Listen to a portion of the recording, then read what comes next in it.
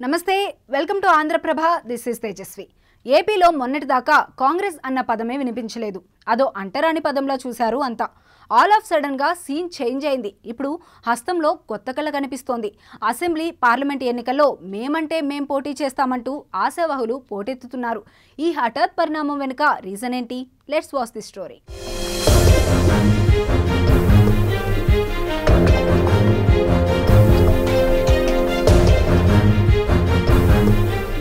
ఆంధ్రప్రదేశ్ కాంగ్రెస్లో కోలాహలం కనిపిస్తోంది కాస్త ఆశ్చర్యంగా ఉన్నా ఇది నిజం రాష్ట్ర విభజన తర్వాత 10 ఏళ్లుగా స్తబ్దుగా ఉన్న ఏపీ కాంగ్రెస్లో ఈ మధ్య కొత్త ఆశలు చిగురుస్తున్నాయి వైఎస్ షర్మిలకు పీసీసీ పగ్గాలు అప్పగించిన తర్వాత కాంగ్రెస్కు పూర్వ వైభవం వస్తుందనే నమ్మకం మొదలైనట్టు కనిపిస్తోంది తెలంగాణ అసెంబ్లీ ఎన్నికల్లో విజయం సాధించడంతో ఏపీలో కూడా ఈసారి గణనీయమైన ప్రభావాన్ని చూపిస్తామని కాంగ్రెస్ లెక్కలేసుకుంటోంది ఎన్నికల ఫలితాలతో సంబంధం లేకుండా క్షేత్రస్థాయిలో పోరాటంలోకి దిగాలని ఆ పార్టీ భావిస్తోంది ఇందులో భాగంగా ఇప్పటికే షర్మిల జిల్లాల పర్యటనలకు శ్రీకారం చుట్టారు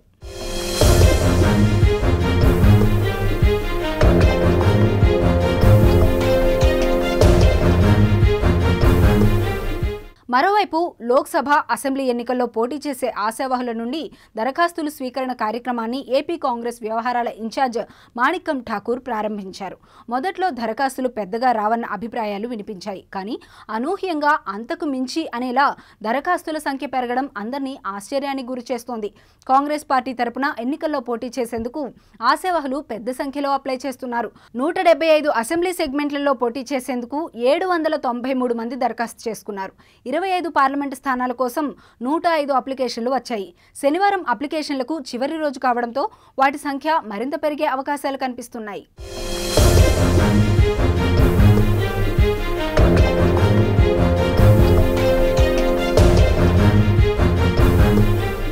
షర్మిల బాధ్యతలు చేపట్టాక కాంగ్రెస్ అనూహ్యంగా పుంజుకుందనే వాదనలు వినిపిస్తున్నాయి ప్రజాస్వామిక వాదంతో కాంగ్రెస్ పార్టీ అడుగులు వేస్తోందని పదే పదే చెబుతూ వస్తున్నారు Manickam Thakur AICC screening committee సూచనల మేరకే అభ్యర్థుల ఎంపిక ఉంటుందన్నారు కులం డబ్బు కోసం కాంగ్రెస్ రాజకీయాలు చేయలేదని స్పష్టం చేశారు వీటన్నింటితో పాటు ప్రత్యేక హోదాకి కాంగ్రెస్ కట్టుబడి ఉందని చెప్పడం ఆ పార్టీకి ప్లస్ పాయింట్గా మారింది ఇన్నాళ్ళు కళావిహీనంగా కనిపించిన ఏపీ కాంగ్రెస్ ఇప్పుడు కలకలలాడుతుండటం అటు లీడర్స్ అటు కేడర్లో కూడా సరికొత్త జోష్ తీసుకొస్తోంది